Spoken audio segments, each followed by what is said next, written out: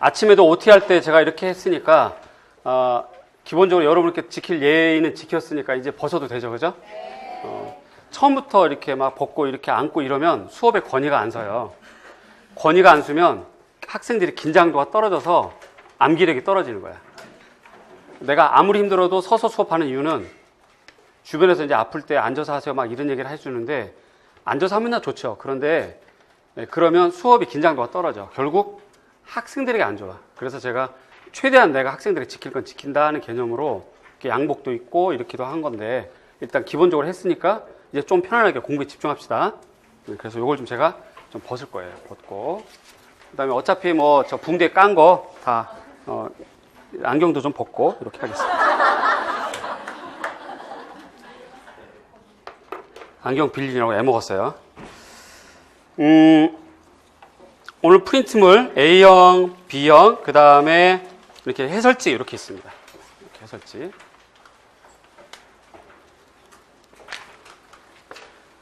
해설지 제일 첫면에 제가 여러분에게 하고 싶은 말 꼭 담겨져 있어요. 해설지 제일 첫면에. 어려운 문제를 연습하면 실전에 유리하다. 이거는 늘 듣던 말입니다. 아마 그래서 여기서 어렵게 연습을 하지만 실전에 시험장 가면 좀 편안하게 풀 수 있을 겁니다. 이게 좀 과해서 그렇게 어렵게 했는데 문제 이렇게 쉬우니까 좀 허탈해요 하는 말이 들릴 만큼이에요. 그러니까 어려운 걸 연습한다고 생각하시고 단 무조건 어려운 게 아니고 타당하고 이유 있는 어려움일 겁니다. 오늘 이제 수업을 듣고 보면 충분히 이해가 될 거고요. 그 다음에 아침에도 얘기했지만 어려운 것과 모르는 거는 개념이 다른 거야. 그래서 자기가 모른다고 해서 이거 어려워요 라고 하면 안 되고 수업을 다 듣고 그리고 이건 정말 어려웠던 문제예요. 이건 내가 몰랐네요 라고 구분하시는 게 중요할 것 같아요. 합격은 3% 승부입니다. 남들이 다 아는 DBA 썼다고 합격하지 않아요. 3% 승부인데 정답률 20% 이하 되는 거. 일단 남들이 맞는 건 다 맞아주고 정답률 20% 이하 되는 거는 맞아주고 그렇게 자기를 좀 조정하면서 공부를 하는 게 중요할 것 같고 그 다음에 다시 말하지만 내 목표는 내 문제랑 정답만 암기해도 합격할 수 있도록 만드는 게 내 목표예요. 그렇게 부단히 노력할 테니까 여러분도 그렇게 오시면 되겠습니다. 자, A형부터 볼 거예요. 오늘 미술교육론입니다.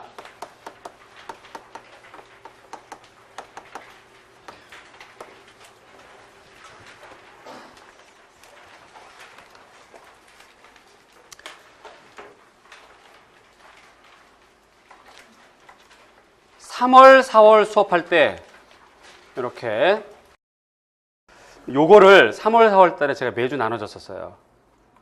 따지고 보면 우리는 3월부터 이미 시험 포인트에 맞게 공부를 해오고 있었던 거야. 이게 뭐냐면 영역별로 여태까지 기출문제 출제 포인트, 출제 관점이에요. 이거에 근하면 미술교육론 같은 경우는 시험이 무엇이 나오냐면 주로 주장점,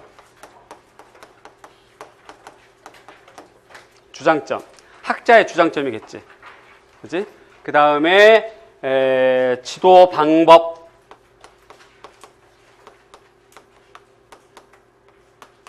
그 다음에 목적,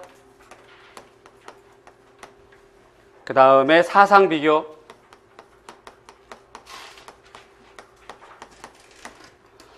그 다음에 드로잉 관점,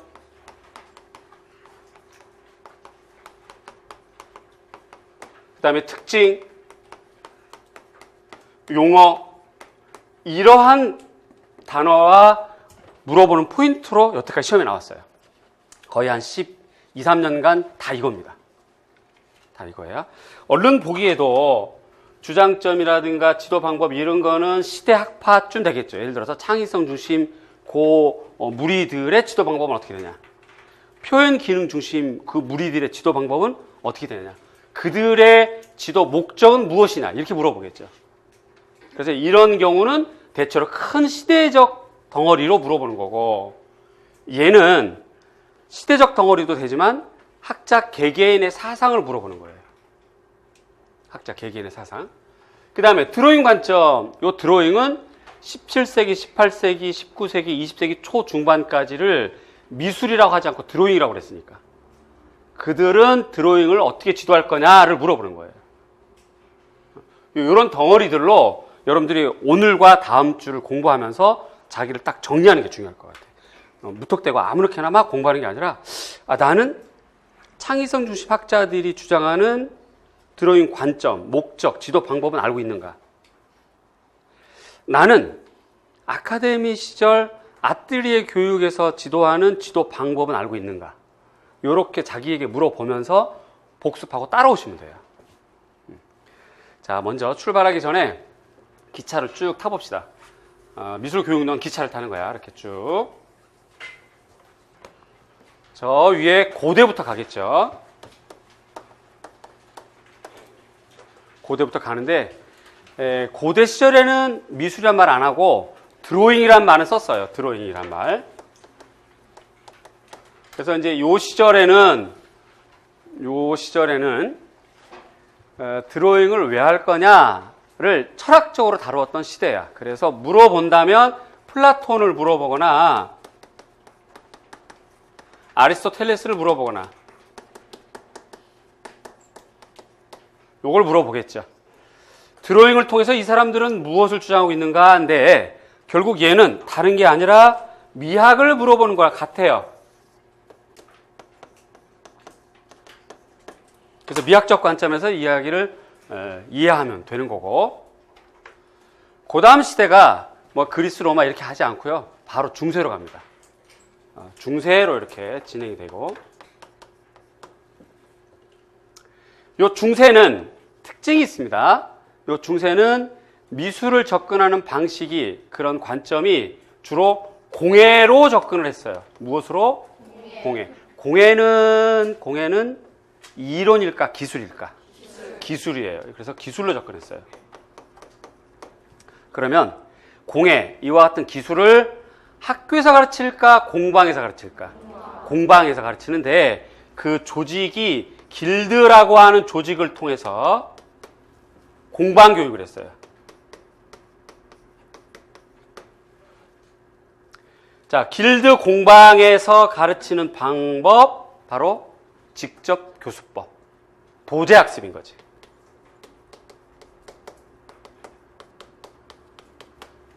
도제학습.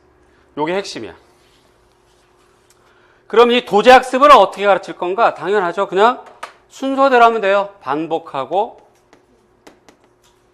훈련하고. 당연히 직급이 있겠지. 급수가 있겠죠. 그지? 유계적이야. 이렇게 진행했던 게 중세입니다. 그 다음이 중세랑 서로 대립이 되는 르네상스가 나와요. 자, 르네상스는 미술을 접근하는 관점이 중세하고는 달랐어요. 중세는 공예로 접근했는데 르네상스는 미술을 그야말로 예술이라고 하는 관점으로 접근했어요. 예술. 그러니까 공예랑 예술은 다르다 이 개념이야. 공예랑 예술은 다르다는 얘기야. 조금 다른 각도로 말하면 순수와 실용은 다르다 이 개념으로 접근했어요. 요게 르네상스야. 자, 그러면 공예는 길드라고 하는 조직과 공방을 통해서 도제학습을 했는데 르네상스 시절에는 어떻게 했냐? 예술은 어떻게 가르칠까? 예술이라고 할 수 있을 만큼 요 시절에 사고가 바뀌어서 그전에는 기술자였들이 이제는 천재자로 바뀌는 거예요. 왜? 르네상스야. 그래서 예술은 곧 천재들만 하는 거였어. 천재는 기술만 갖고 있으면 안 되겠고 뭘 알아야 되냐면 이론을 알아야 되겠죠. 이론. 자, 그와 같은 천재들을 중심으로 이론 수업을 하는데 어디서 수업하냐면 여기처럼 공방이 아니라 아카데미에서 했어요. 아카데미에서 했습니다. 아카데미. 그러면 아카데미에서는 수업을 어떻게 했느냐? 여기하고는 좀 다르게 모여서 탐구하거나 감상하거나 혹은 함께 모여서 이론 연구하거나 뭐 과학적으로 연구하거나 뭐 이러한 것들을 했던 때가 르네상스예요. 이렇게 서로 달라요. 그래서 시험은 얘네랑 서로 이렇게 비교해서 주로 나오는 것이 관점입니다. 자, 요게 아카데미는 이탈리아를 말하는 거예요. 이탈리아. 여기까지 아시겠습니까?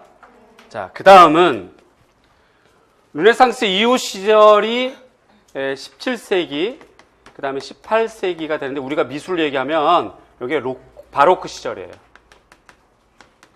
바로크 시절은 프랑스, 네덜란드, 이탈리아, 스페인, 그 다음에 플랑드르 5개 지역과 나라를 중심으로 전개되는데 그 중에서 리더격이 어느 나라? 프랑스. 그래서 프랑스를 우리가 중심으로 봅니다. 요 시절이에요.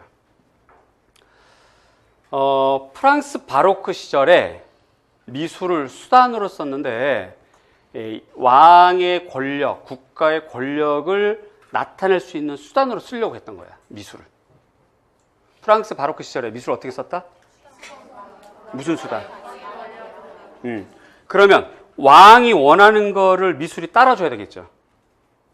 그래서 왕이 이 길드 체제는 세계적으로 계속 진행이 됐었으니까 길드에게 얘기를 했어요. 요청을 해. 야, 이거 저기 옷 왕관 좀 만들어 와. 반지 좀 만들어 와. 옷 좀 만들어 와. 라고 하면 말을 잘 들어야 되는데 얘네들 말을 안 들어. 왜냐하면 조직이 결성되어 있기 때문에 이윤 추구하거든요. 그러니까 우리 조합원들이 싫어하는데요. 뭐 이렇게 돈 얼마 주실 건데요. 뭐 아무리 임금이든 임금 뭐 이렇게 되는 거지. 그러니까 여기가 기분이 나쁠까 아주 나쁠까. 나빠서 길드랑 반대되는 조직을 만든 것이 아카데미예요. 그게 1648년 아카데미야. 프랑스 아카데미. 자, 그런데 아카데미 회원이 되면 뭔가 길드하고는 달라야 되겠지. 그 다른 체제가 이제 집중해야 될 내용들이에요. 길드는 고조 들어가면 3년 동안 바닥 빗자루, 그 다음에 2년은 대걸레질, 그 다음에 5년은 이제 마루, 그 다음에 또 5년은 이제 위에 먼지, 뭐 이렇게 순서대로 갔다면 누드 모델은 구경도 못하고 여기에는 아카데미 회원이 되는 순간 누드 모델을 그리겠어요. 그러니까 아카데미 회원이라고 하면 사회적으로 성공한 그런 케이스가 되는 거지. 자, 그러면 누구나 다 아카데미 회원이 되고 싶으니까 또 아카데미 회원을 양육하는 그런 프로그램이라든가 무슨 뭐 화숙 같은 그런 그 학교라든가 학원 뭐 이런 것들이 있겠죠. 그죠? 자, 그런 것들을 우리가 아뜰리에라고 그래요. 뭐라고요? 자, 아뜰리에는 여러 가지 의미로 사용하는데 작가 개인의 작업실 아뜰리에라고도 하고 그 다음에 개인을 중심으로 많은 제자를 양성하는 건 또 아뜰리에라고 하고 또 그렇게 해서 배워서 아카데미로 들어가는 그러한 전체 문화를 아뜰리에 문화라고 해요. 그래서 이 시절에를 우리는 아뜰리에 교육이라고 그래요. 아뜰리에. 근데 이 아뜰리에 교육은 여기 있던 공방체제의 도제학습, 이 체제를 그대로 가져오고 그 다음에 이탈리아 아카데미 체제, 이 체제를 또 그대로 답습을 해요. 이렇게요. 그래서 두 가지가 서로 섞여 있는 것이 아뜰리에 교육입니다. 당연히 반복 훈련이에요.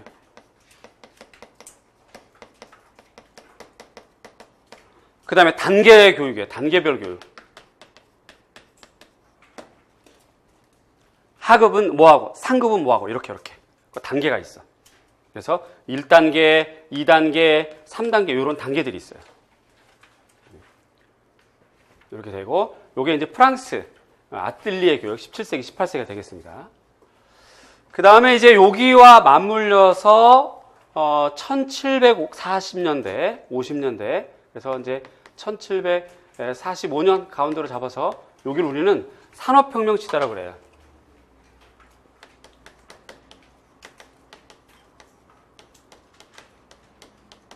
요게 18세기가 되겠지요.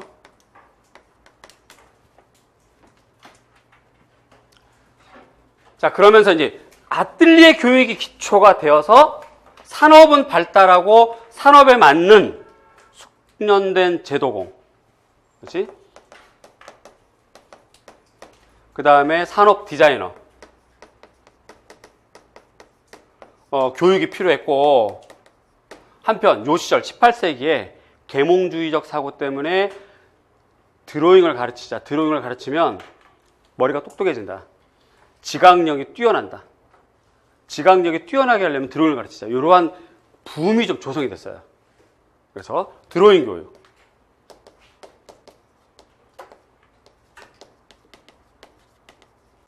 요게 이렇게 전개가 되는데 요 방법은 여기 그대로 답습을 해요. 답습을. 이 드로잉 교육 때문에 이제 공교육이 서서히 시작되고 있는 시기가 바로 요 시기가 됩니다. 자, 이제 이걸 기준으로 그 다음에 우리가 여러분이 잘 알고 있는 18세기, 19세기로 이어지는 표현 기능 중심 미술 교육이 되는 거예요.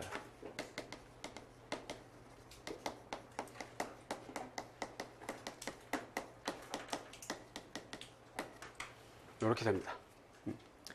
표현 기능 중심 미술 교육은 바로 18세기 초반, 산업혁명 초반, 그 다음에 17세기 교육의 기초가 돼서 여기 이루어지게 돼 있어요.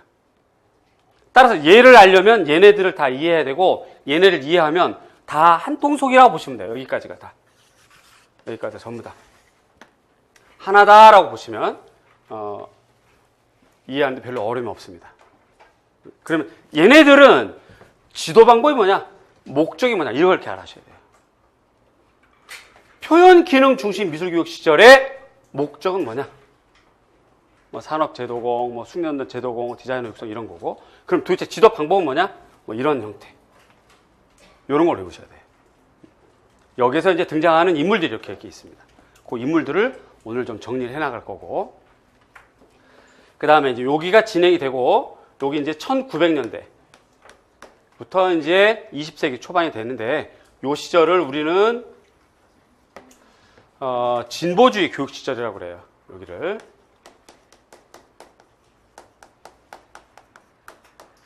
이 진보주의는 교육의 중심이 성인에서 아동으로. 그래서 아동 중심 시기입니다.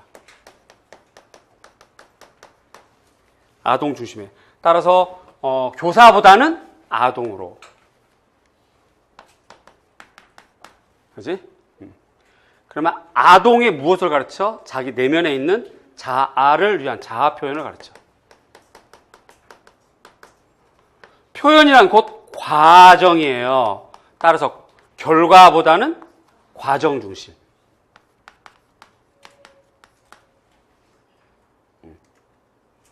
요 시절이 바로 진보주의고, 진보주의 영향을 받은 재건주의.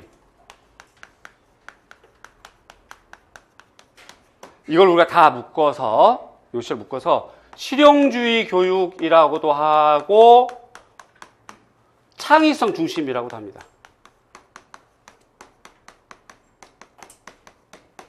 요 시절을 이렇게 얘기합니다. 요게 1950년대까지 이렇게 돼요.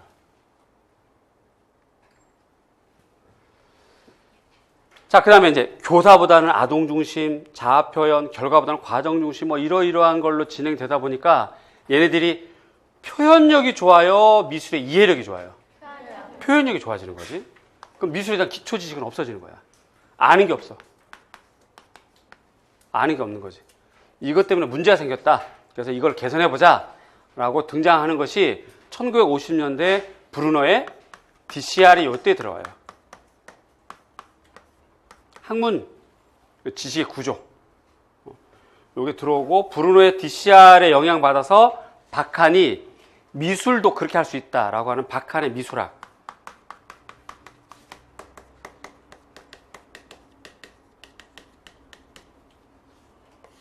이게 설립이 돼서 이것과 이것의 영향으로 1964년에 세미나, 펜스테이트 세미나, 그래서 미술을 학과지향으로 가자라고 하는 연구가 생겨서 결석이 되고, 이 세미나의 영향으로 1984년에 바로 학문 중심 교육, 학과 중심 교육, 학과 중심 미술이라고 하는, 다른 말로 이해 중심, 요게 들어옵니다. 그래서 우리가 요거를 얘랑 똑같이 맞춰서 그대로 그냥 학과 중심 요렇게도 하고 이해 중심 요렇게도 합니다. 요 시절이에요. 이거 안에 여러 가지가 있어. 하부 요소가 있어요. 여러 가지 하부 요소가. 다문화도 있고, 좌운회도 있고, 여가 선영을 위한 것도 있고, 사회를 위한 것도 있고, 그 중에서 제일 중요한 것이 DBA라고 하는 것이 하위 요소예요.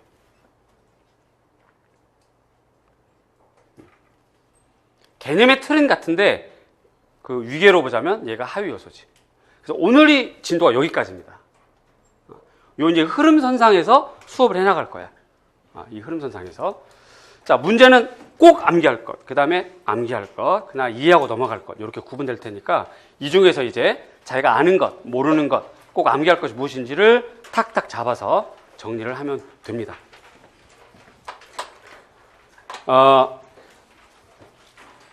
과목의 성격이 다르지만 결과는 같아요. 뭐냐면 작년에도 마찬가지, 재작년에도 마찬가지. 디자인 공예과를 새로 뽑는데 디자인 공예과는 미술하고 비슷하거든요. 복수 전공자들도 많아요. 그런데 꼭 공지가 늦게 나서 시험 보기 5개월이나 6개월 전에 공지가 나와요. 그럼 그들은 이제 내일 모여서 수업을 첫 개강을 할 거야, 아마. 그렇게 해서 5개월 공부하고 합격하거든요. 어떻게 해서라도 올해 디자인 공예 또 5개월 공부해서 합격하는 사람 나와요. 작년에도 그렇고 재작년에도 그렇고. 미술도 사실 마찬가지야. 1년 공부해서 합격하는 사람, 5년 걸려 합격하는 사람, 어쨌든 합격자는 나와. 자, 올해도 마찬가지. 여러분 중에 지금까지 공부가 좀 안 됐거나 부족하고 이럴 수 있지. 살아가면서. 괜찮아. 근데 오늘부터는 좀 각도를 달리해서 내가 지금부터라도 해서 된다 하는 생각을 해야 돼요. 분명히 지금부터 이 학물고 해서 합격하는 사람 나옵니다. 작년에 부산에 합격했던 미술 주부예요. 7월부터 했어요, 그분은. 충분해. 애 다 가르치고, 큰 남편 가르치고, 큰 애기인지 여튼, 애 하고, 그리고 밤에 공부하고. 가능하니까 이제부터 하면 돼. 지금부터 정신 잘 차려서 집중 잘 들으면 돼요. 할 수 있겠죠? 네. 자, 1번부터 봅니다. A형.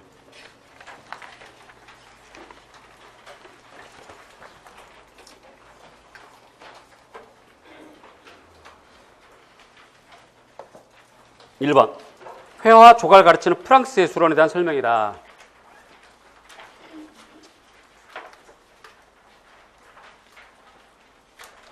빈칸 기억력을 들어갈 용어를 순서로 쓰죠. 어디냐면 지금 여기 하는 거야. 지금 우리 여기 하고 있는 거야. 여기부터 가는 거지. 자, 예술원 과정은 상급과 하급의 수업으로 나눠졌다. 하급에 속한 학생들은 교수들의 드로잉 작품을 모사했다. 두 번째, 드로잉 작품을 모사한 다음에는 석고상 드로잉으로. 그 다음은 모델 드로잉입니다.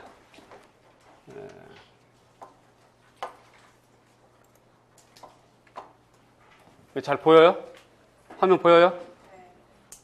그치가 좀 작은가? 1번 기억 모델 드로잉.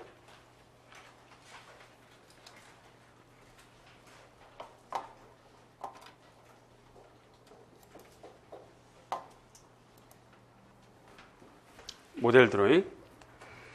으로 이어졌다.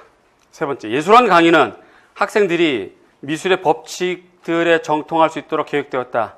뿌리 아래 드상블레는 자신이 1662년에 썼던 글 회화의 완벽한 이념에서 다양한 기준으로 왕실 소장의 작품을 분류했다. 그의 판단 기준은 뭐다? 창안, 비율, 빛깔, 표현, 구성. 그래서 비율입니다. 다른 거 정답 맞춰보지 말고 그러면 집중이 안 돼. 그래서 내가 이거 올릴까 말까 고민한 게 바로 이거라고. 딱 보면 나는 이거 설명하고 있는데 자기는 이거 정답 다 체크했어 벌써. 그러지 마. 그러지 말고 나랑 같이 가. 나랑 같이. 하나라도 놓치면 손해예요. 일주일에 한 번만 나거든.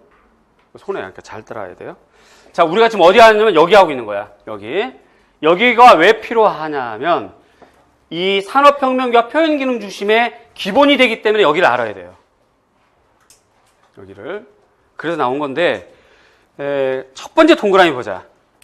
교육 방법 보자요. 예술원 교육과정은 상급과 하급으로 나눴다. 단계가 있다는 거 없다는 거야? 단계가 있다. 하급에 속한 학생들은 주로 뭐예요? 교수들의 작품을 모사하는 거야. 그 다음에 석고상 드로잉, 그 다음에 모델 드로잉. 그러니까 단가에 있지. 모사, 대가 작품에 대한 모사. 그 다음에 석고 드로잉. 그 다음에 모델 드로잉. 모델 드로잉을 다른 말로 하면 인체 드로잉. 그지? 생물 드로잉. 다 같은 말이에요. 다 정답. 요렇게 했다는 거야. 지금 이게 중요해. 이게 중요해. 아틀리에 교육은. 그 다음에 왕실 소장 작품을 정리하고 기준하는데 점수를 매겼다는 거야. 점수. 위에부터 뭐뭐다. 창안, 비율. 다시 한번 어떻게 돼요? 이게 우리나라 조선시대 화원은 순서가 죽, 그 다음에 산수, 인물, 영모, 화초 이렇게 되거든요. 그 순서랑 같은 개념이니까 이 순서를 외워야 돼.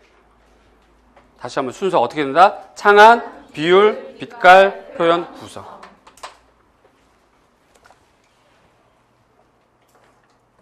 근데 카페에 올렸지만 지금 이 모델 드로잉 같은 경우는 맞힌 사람이 반 타작밖에 안 되고 이거는 거의 다 맞췄어. 비율은 거의 다 맞췄어. 그럼 일단 선생님 수업을 들었던 학생은 이 문제 나오면 변별성이 있어요, 없어요? 선생님 수업을 안 들어서 모르면 여러분들이 더 좋은 건데 여러분들 안에서는 이거 거의 다 안다는 얘기거든. 그러니까 이제라도 지금 외워야 되고 몰랐으면 저거라도 빨리 찾고 외우는 게 중요해. 그래서 1번은 지금 정답만 외우면 됩니다. 요것만 외우면 돼요. 다른 거 외우지 말고. 1번은 요것만 외우면 다른 거 외울 거 없고. 자, 대답해 주세요. 17세기, 18세기 아틀리에 교육 혹은 아카데미 교육에서 지도 방법은 주로 어떻게 됐다? 그 다음에 단계적인데 단계는 어떤 단계? 그렇게 되고 그 다음에 작품에 대한 기준이 같이 기준이 있었어. 순서가 어떻게 되는데? 창안, 비율, 빛깔, 표현, 구성. 다시 하면 어떻게 돼요? 창안, 비율, 빛깔, 표현, 구성. 그것만 하시면 돼요. 그렇게 하고 요거를 이제 자기 스케줄 맞춰서 우선 급한 건 아니니까 스케줄 맞춰서 공부하면 되겠습니다. 2번. 다음은 공립학교 미술교육 시기에 활동했던 허르만 크루시. 처음 들어보죠? 네. 이런데 흔들리면 안 돼요. 흔들리면 안 돼요. 자, 그런데 우리가 이 얘기부터 해보자. 봐요. 한번 잠깐만 생각해서 대답해 주세요. DBA 하면 DBA에서 제일 중요한 사람 누가 뭐래도 제일 중요한 사람 누구일까? 한번 불러보자. 아이스너 잘했어요. 또 맥피 또 맥피는 뭐 다문화도 들어가죠. 또 그리어 잘했어요. 또 맞아요. 어쨌든 또 박한 그렇지 잘했어요. 또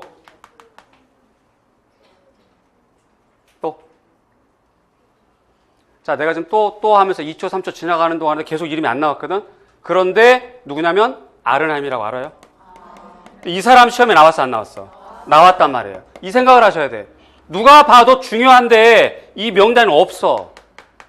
2, 3초 지나가는 동안 불러주지도 않아. 근데 시험에 나왔잖아. 그 생각을 하셔야 돼요. 그 생각을.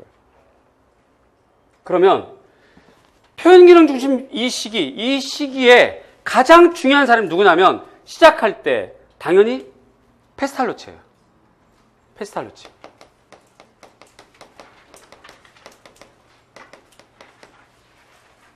페스탈로치 1803년에 교과서를 만들어서 제시했거든요. 미술 교과서, 즉 드로잉 교과서를 만들어 제시했는데 공부했던 거니까 대답할 수 있을 거야. 페스탈로치 지도 방법 뭐였더라? 유계적이야. 단순해서 복잡으로. 쉬운 것에서 어려운 것으로. 유계적이야. 단계적이야. 쉬운 것에서 어려운 거. 단순해서 복잡으로. 여기가 기준이 돼서 이렇게 올라온 거라고요. 그리고 이 사람의 주장을 기초로 허르만 크루시 2세 뭐 이런 사람들이 수업을 하고 책을 만들고 출판하고 막 했거든.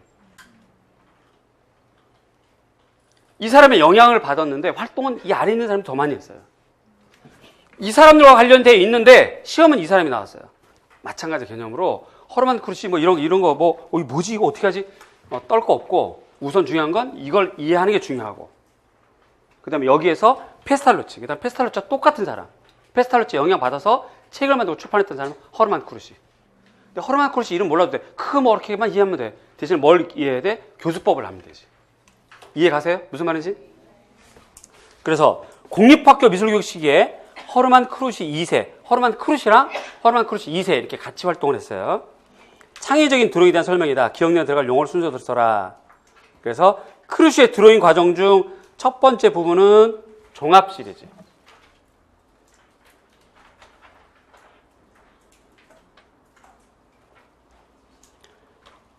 초등학년에 쓰이도록 만들어졌고 이 부분에서는 형태 윤곽만 다뤄졌다. 뭐만 다뤄졌다? 밑줄.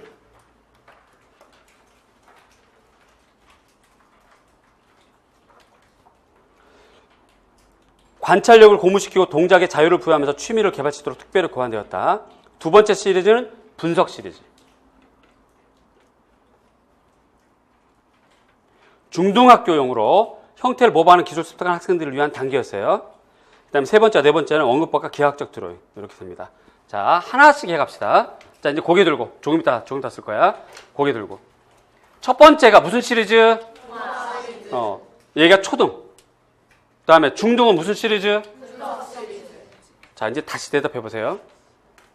페스탈러치 교수법은 단계적이고 유계적인 수업이야.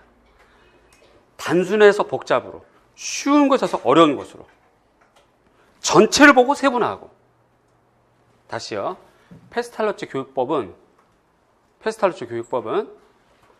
단순해서 복잡으로, 쉬운 것에서 어려운 것으로, 전체를 보고 부분을 보고 이렇게 단계로 가는 거야. 거기에 영향받은 사람들이 이 시절에 활동했던 다 학자들이거든요. 초등은 대체로 대상을 전체를 그냥 훅 훑어. 그래서 윤곽만 대충 그려. 전체를 보니까 종합 시리즈. 여기에서 이제 좋은 발전해서 세세하게 하나하나 눈, 코, 입 다 볼 수 있는 중등. 그래서 세세하게 부분 세부 묘사하기 때문에 분석 시리즈. 단순해서 복잡으로, 쉬운 곳에서 어려운 곳으로. 잘 알겠어요? 그거야. 그게 제일 중요해. 그러면 이따가도 나오겠지만 다시 얘기해 주세요. 페스탈러치 교수법 어떻게 된다? 단순해서 복잡. 이따가 또 나와. 정답이 있으니까. 그다음에 쉬운 곳에서 어려운 것. 단계적인 것. 여기에 영향받은 허르만 크룻이, 그 다음에 그 아들 허르만 크룻이 2세가 제시했던 표현이론 중심 시절의 출판, 책, 교재의 순서. 초등은 무슨 시리즈? 왜 종합인데? 형태 전체를 종합적으로. 중등은 뭔데? 왜 분석인데? 대생을 세세하게. 그것만 외우시면 돼요. 따라서 2번은 외우는 게 아니라 페스탈러치를 외워야 돼. 2번은 지금 듣고 설명 끝. 넘어가. 2번은 이거 지금 외울 필요 없고 지금 이해했으면 됐어. 2번을 가지고 공부할 거 외울 건 뭐다? 페스탈러치를 외우는 거야. 왜 페스탈러치를 외우라고 그러냐면 페스탈러치에 따라서 헨리 콜 영향을 줬고 헨리 콜과 비슷한 사람이 월터 스미스예요. 이 사람들이 매우 중요한 사람들이 이게 시험에 나왔으니까 나올 사람은 이제 헨리 콜이 남았죠. 그 다음에 이들하고 정반대로 자리 잡고 있는 사람, 특히 러스킨. 요 시절에 활동했던 사람이거든요. 이따 또 나올 거예요. 그래서 이제 요런 사람들이 중요한 건데 알고 수업을 공부를 해야지. 누가 뭐래도 1차로 첫 번째 중요한 사람 DB에서는 아이스너. 근데 아이스너 나올 수도 있고 안 나오고 자꾸 이렇게 되잖아요. 누가 말해도 이 사람도 중요해. 월터 스미스 나왔어. 그 다음 페스탈로치. 그 다음에 요 사람들이야. 근데 이렇게 되는데 이 사람하고 똑같은 경향. 책에 보면 여러 책에 나오는 사람. 허르만 크룻이. 그래서 낸 거거든. 이해 가시죠? 허르만 크룻이 떨 거 없고 페스탈로치로 공부한다. 됐나요? 네. 다음 3번. 여러분들 시험법 미술교육론에는 우리나라 미술교육도 포함됩니다. 그래서 오늘이랑 다음 주에 조선시대 화원교육 또 미술교육 중에 포함되기 때문에 집어넣은 거고요. 얘는 아주 간단해. 정답은 그냥 3절이야. 3절. 이건 외우고 마실 것도 없어. 이 시간에 집중해서 딱 보고 넘어가 버립니다. 자, 어떤 사람이 나오나 봅시다. 첫 번째 동그라미. 이름 누구? 고개지. 두 번째 곽희. 소동파, 왕유 이런 사람들과 3절이 관련되어 있다. 그 다음에 세 번째 동그라미 3절 양식은 한 화면에 시서화가 합일된다. 하나의 조화로운 그림을 이루는 시서와 일치사상이다. 그거만 알면 되겠고, 마지막 동그라미 3절 양식은 무슨 가치관? 무슨 가치관? 그래서 오늘 나갔던 프린트물에 보면 3번 문제에서 공부해야 될 것이 조선시대 회화관 공부해야 돼요. 시험 문제 나갈 때 같이 나갔던 거 있죠?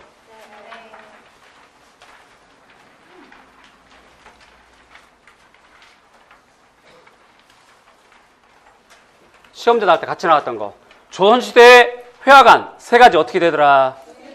수기적 가치관, 공리적 가치관, 말기 잡기, 천기사상. 요거를 외우는 게 더 중요한 거야. 이거의 핵심은 3절에서 출발했다. 그러면 돼요. 3번 끝. 됐습니까?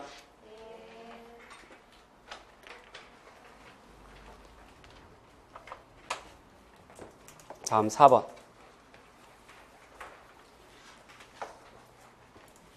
다음은 1880년부터 1890년 사이 영국에서 설립된 5개 길드 미술학교의 교육 계획안이다. 여기에 해당하는 거야. 이제 요기 시절에 우리 요기 하는 거야. 특히 18세기니까 여기 이제 1880년대. 어머, 1880년 하면 디자인 공예에서 무슨 시대더라? 디자인 시대. 네, 대답 잘했어요. 1880년대 하면 미술 공예 운동. 그리고 이제 90년대로 넘어가면 아르누보. 요 시절에 지금 해당하는 거예요. 디자인 공예에서 미술 공예 운동, 그 다음에 아르누보. 요 시절에 이제 해당하는 거예요. 요 시절의 미술 교육은 표현 기능 중심 미술 교육이었다. 디자인 역사는 미술 공예랑 아르누보였다. 여기서 가장 핵심이 되는 학자는 누구냐면 바로 러스킨이에요. 이 사람이 가장 중요해. 당연히 지금처럼 헬리코라고 정반대예요. 서로. 러스킨 때문에 회화에서는 어떤 유파가 생겼다? 라파엘 전파가 생겼다.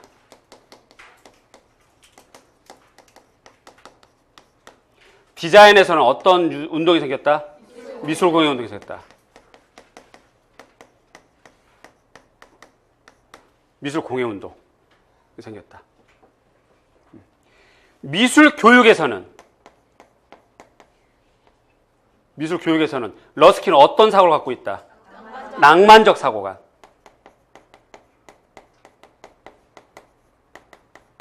이거 조금 이따 합니다. 그래서 어쨌든 이렇게 됐는데, 아더 맥모도 미술공예운동 디자이너예요. 이 사람의 의자는 외워야 됩니다. 맥모도 의자.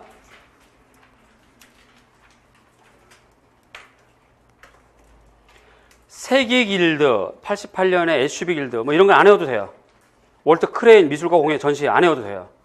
미술과 공예 운동이 확산되어 나가자 장인 교육에 맞게 교육을 계획한 대다수의 미술학교에서는 이 운동의 원칙을 택했다. 그래서 이 시절에 많은 미술 공예 학교들은 공통적인 원칙을 지켜서 수업을 했어. 어떤 사고에 맞냐면 러스킨의 사고. 어떤 거에 맞냐면 미술, 디자인, 미술 공예, 운동. 거기에 맞는 사고로 미술 공예 학교가 운영이 됐고 그 원칙을 지켰단 말이지. 네 가지 원칙을 물어보는 거예요, 여기서. 첫 번째가 재료 중시하는 거.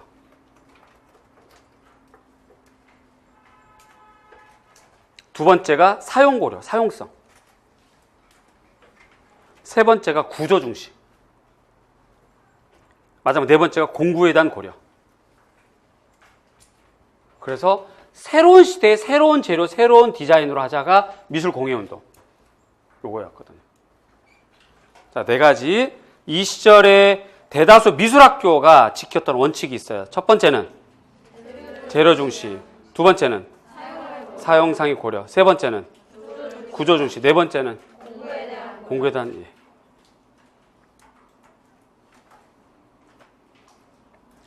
재료를 중시한다는 거는 5%가 맞았어요. 알고 있다는 거야, 이거 좀. 공부했다는 거거든. 이런 게 변별성이 있는 거예요. 그래서 이건 좀 알아야 될 것 같고, 이거는 당장 외우지 말고, 미술 공예, 디자인 공부할 때, 우리가 4주차 때 디자인 할 텐데, 미술 공예, 아르누보 그거 할 때 다시 꺼내서 보시면 돼요. 오늘 여기만 딱 듣고. 어쨌든 지금 4번에서 제일 중요한 사람은 맥모도라고 하는 사람. 맥모도의 의자. 자, 맥모도는 누구랑 관련이 있다? 러스킨. 요 시절이 지금 아르누보 시절, 미술 공예운동 시절이다. 미술 교육에서는 표현 기능 중심이 이 시절이다. 요렇게만 이해하면 됩니다. 됐어요. 끝. 됐나요? 네. 그러면 1번, 2번, 3번, 4번에서 정말 꼭 암기해야 될 거는 2번에 페스탈로치 병밖에 없네요.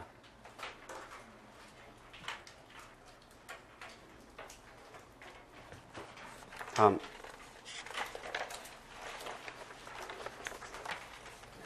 5번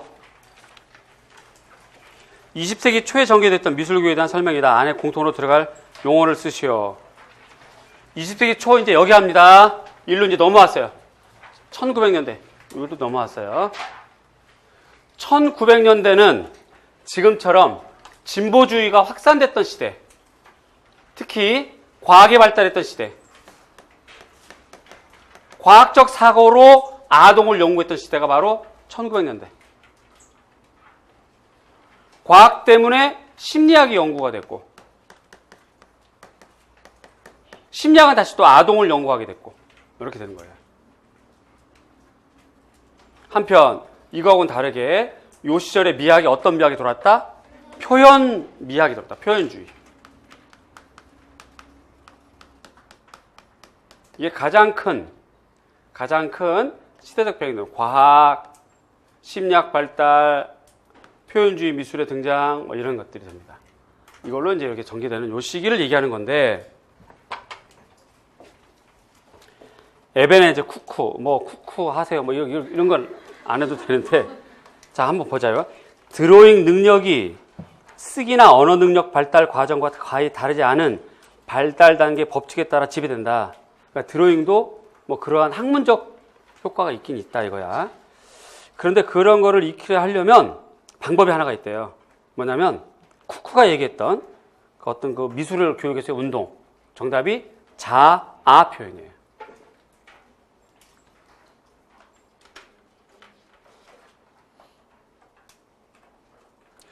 두 번째, 자아 표현은 프로이드 심리학에서 과학적인 것으로 인정받았다. 프로이드의 이론은 무의식적인 마음이 인간 동기의 진정한 근원이라고 가정했다. 러그와 슈메이커, 어린이 중심학교거든요. 어린이 중심학교에서 미술교육이 도우와 같은 미술교육 전공의 교수에게서가 아니라 예술가 교사들로부터 유래됐다고 설명했으며, 이 새로운 교수법은 자아 표현이다. 자, 여기 봅니다. 아뜰리에 교육부터 시작해서 산업혁명기, 표현기능 중심 미술교육 등장했고, 이제 1900년대로 갈 때 세계는 크게 두 가지 미술교육으로 흘러가요. 이렇게 지금 아동 중심의 흐름과 또 하나가 디자인 요소와 원칙으로 가르자. 요 시절에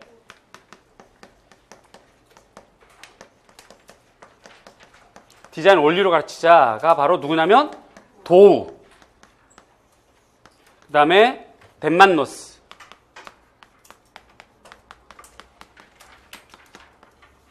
그 다음에 바우하우스.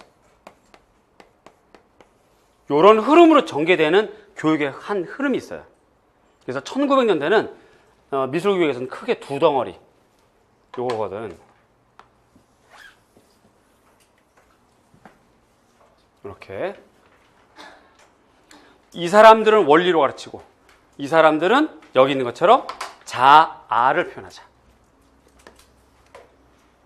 요거예요. 이게 시험 문제입니다.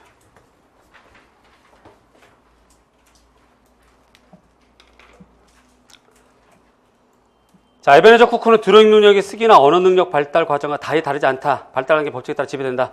쿠쿠는 미술교에서 자아 표현을 향한 운동을 개혁했다. 자아 표현은 프로이드 심리학에서 과학적인 것으로 인정받았다. 프로이드 이론은 무의식적인 마음이 인간 동기의 진정한 근원을 가정했다.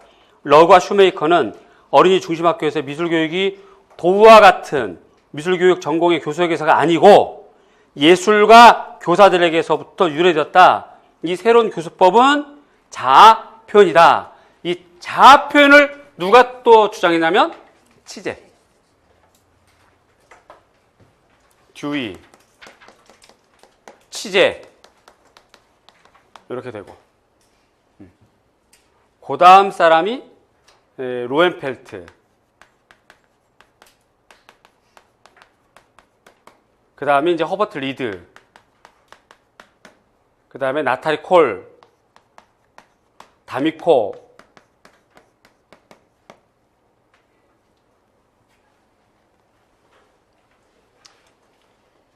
그 다음에 뭐 핑거 페인팅 뭐 이렇게 했던 그런 학자들이 여기에 있는 사람들이에요. 지금 치젝은 나왔고, 러과 슈메이커, 뭐 에베런즈 쿠크 전부 다 할 거 없이 이들이 주장했던 지도 방법은 뭐다? 자아 표현. 이렇게 쓰면 되는 거야. 여기 있었지? 지도 방법, 자아 표현법. 따라서 얘는 지금 이렇게 이해만 하고 넘으면 돼. 얘 외울 거 없어. 학자 안 해도 돼. 러가 슈메이커 안 해도 돼. 그냥 한번 읽었으니까 이제 기억에 남을 거야. 어쨌든 이들의 공통점, 지도 방법은 뭐다? 자아 표현. 지도 방법 뭐다? 자아 표현. 그것만 외우시면 돼요. 꼭 치쟁만 자아 표현 얘기한 게 아니라고. 이렇게.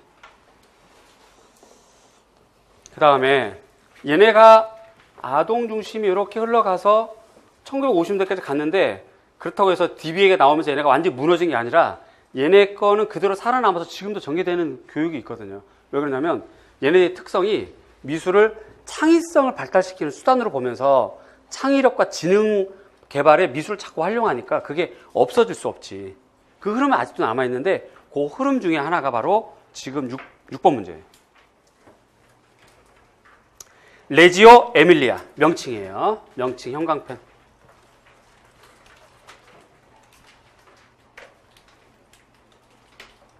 연식 나왔다. 외워야 되겠네요. 연식 1960년대. 지역 이탈리아예요. 이탈리아.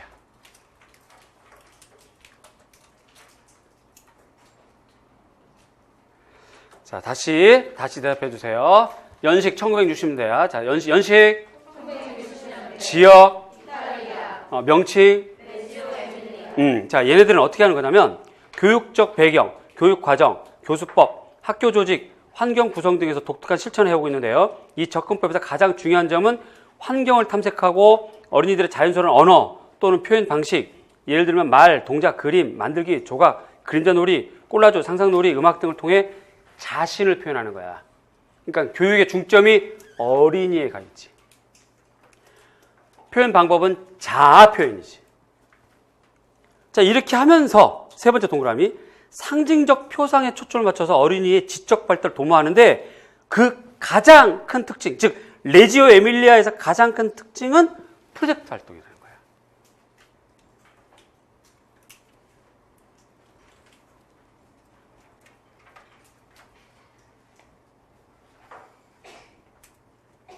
거기 프로젝트 활동이라 마지막 어떻게 되는 거예요?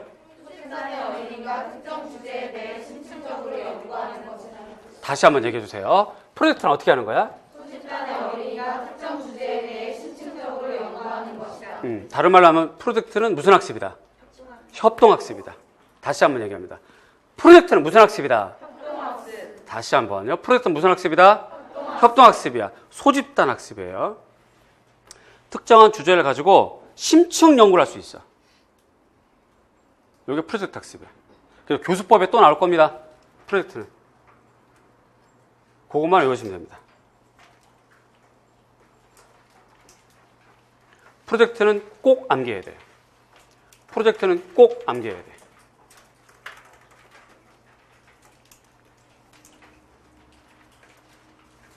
다음 주 교수법 할 때 또 한번 설명할 건데, 그동안에 미술교과에서 교수법이 나왔던 게 창의적 사고법, 스캠퍼 나왔고, 반응 중심 나왔고, 직접 교수법 나왔고, 이제 남은 것은 균합적 사고법이고, 그 다음에 프로젝트 학습이에요. 협동학습에서 스테드 모형, 이런 것들밖에 안 남았거든요.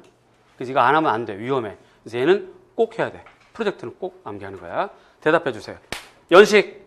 1960년대. 지역. 이탈리아 중심에 지금 세계도 진행되고 있고요.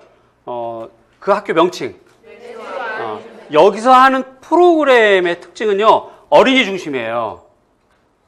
교육 활동은 자아 표현을 해나가는 건데 특히 얘네들은 아주 독특한 프로그램을 진행하는데 그 이름이 뭐다? 프로젝트 학습이다. 그 프로젝트 학습은 어떻게 하는 건데? 소집단을 특정 주제를 집중력. 우리는 이걸 다른 말로 무슨 학습이다? 그것만 외우시면 돼요.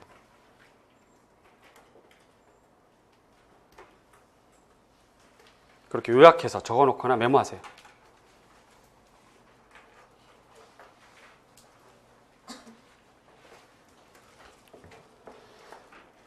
자, 하나하나 다시 한번 확인해 봅시다.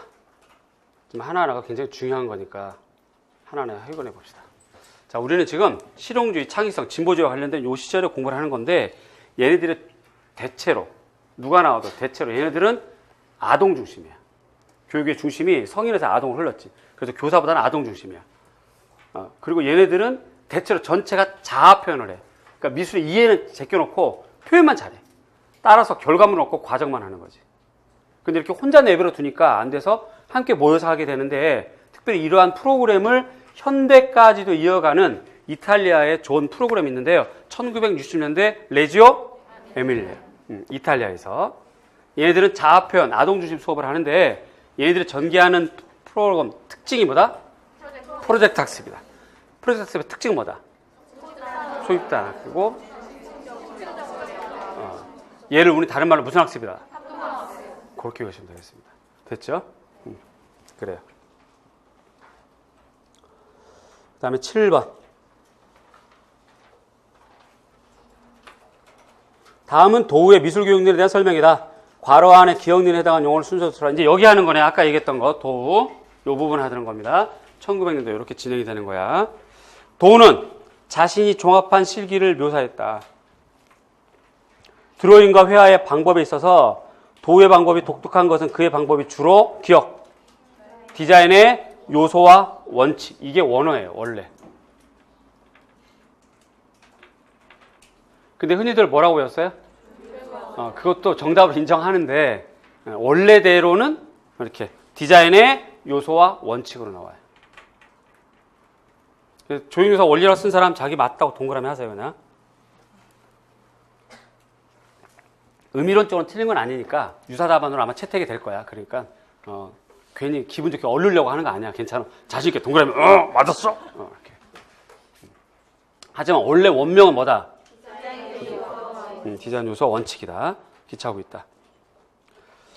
첫 번째 동그라미는 도우, 두 번째 동그라미는 다우. 선생님이 오타 타이핑 잘못했을까요? 왜 이런 현상이 생겼을까? 책이 다른 거예요. 한 문제 책이 4권 들어가 있는 거야, 지금. 물 쏟았나 보다. 그래요? 안 쏟았어요? 한 문제 책이 지금 4권 들어가 있는 거거든. 그러면 어떤 책이든 그 책 보고 출제연도 될 텐데 예를 들어 두 번째 동그라미에 해당하는 책을 보고 낸 사람은 다우라고 내겠지. 그래서 일부러 이렇게 책에 있는 그대로 낸 겁니다. 아시겠죠? 그러니까 도우로 나온 책도 있고 다우로 나온 책도 있고 또 푸얼이라고 나온 책도 있고 파울이라고 나온 책도 있고 그래요. 그냥 그거 책대로 제가 옮겨놨어요. 다. 그렇게 보시면 되겠습니다. 다우는 프랑스 화가 폴 고겐과 에밀 베르나르 등의 종합주의 양식.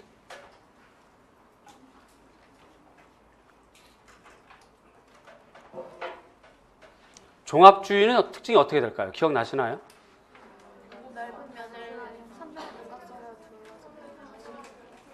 생면, 조형유사 원리를 종합해서 하겠다 이거죠. 그러다 보니까 상징적으로 처리가 되는 거. 미술사 할 때 할 겁니다. 종합주의. 양식이 주고받았다. 그 다음에 세 번째 동그라미 잘 보세요.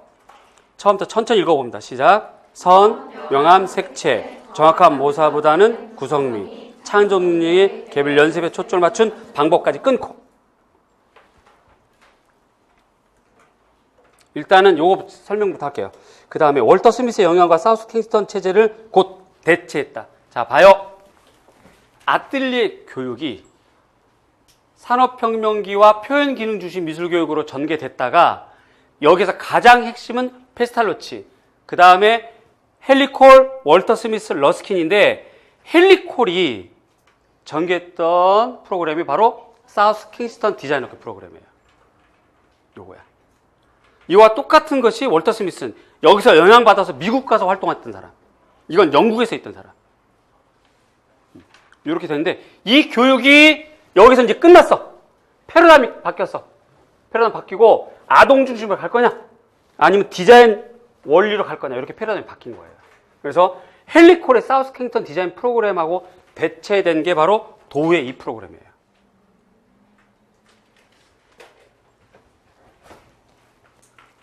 그래서 선, 명암, 색채, 정확한 모사보다는 구성 및 창조 능력, 개별 연습에 초점 맞춘 방법은 월터 스미스의 영향하고 사우스킹턴 체제를 곧 바꿨다 이 말이지. 패러다임이 바뀌었다는 뜻이에요. 여기까지 이해되세요? 네. 다음 두 번째.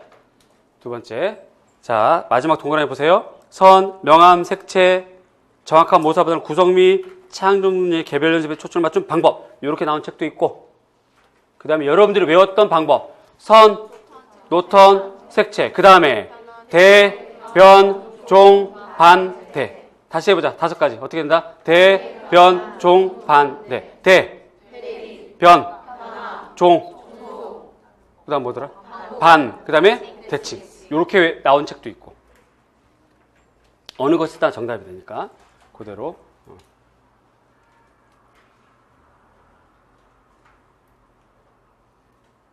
다시 한번 여러분들 외웠던 걸로 해보겠습니다. 도우의 3가지 요소와 5가지 원칙. 어떻게 돼요?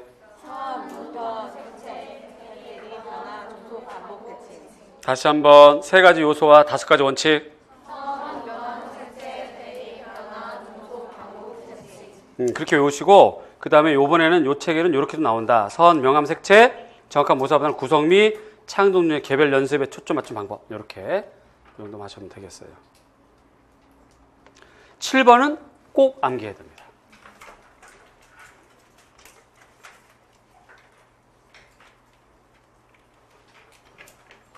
얘는 꼭 암기하세요. 마지막 기입형 마지막 8번. 다음은 매뉴얼 박한이다. 이제 여기 하는 거네요. 여기 박한 여기 하는 겁니다. 그래서 미술교육 사상에 관한 설명이다. 기억력에 해당하는 용어를 순서대로 쓰시오. 박한은 일반적으로 미술가의 미술작품에 대한 지식을 미학자, 미술비평가, 미술사가의 미술에 대한 지식과 종합함으로써 미술교육을 재개념하는 데서 앞장섰다. 박한의 아이디어는 1980년대에 등장한 학과 중심 미술교육.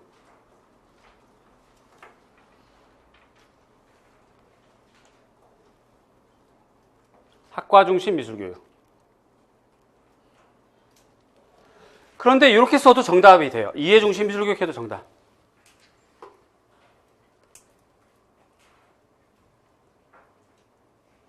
이해 중심 미술교육 하부 요소 들어가는 것 중에 하나가 뭐다? DBA. 이해 가시죠? 무슨 말인지? 그래서 기억은 학과 중심 미술교육 혹은 이해 중심 미술교육의 선례를 제공했다. 그러나 결과적으로 니은 뭐가 전체적으로 축소됐을까? 실기. 다른 말로 제작활동, 작품활동, 표현활동 뭐 이런 말들 다 정답.